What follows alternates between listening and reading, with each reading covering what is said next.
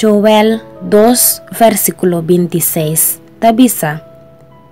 Y vos solo tiene abundancia para comer, y lo queda satisfecho, y lo alaba en nombre del Señor, vosso Dios, quien te trata maravillosamente cuboso.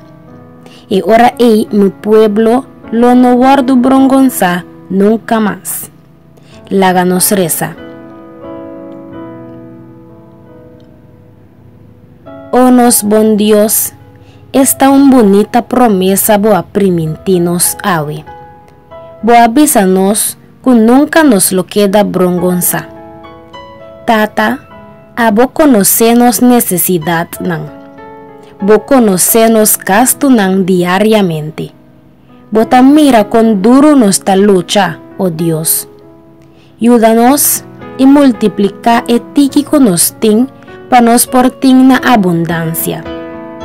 Señor, bo boca mes a declarar que nos lo tiene abundancia para comer y lo queda satisfecho y lo alaba en nombre del Señor nos Dios, quien de tratanos maravillosamente.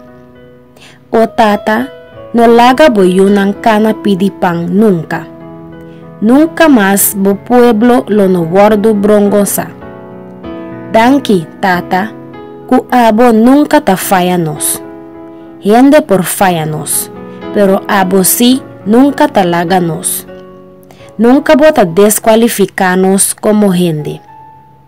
Alabá sea buen nombre, Tata. Nos está haciendo oración aquí con fe en el nombre de Jesús. Amén.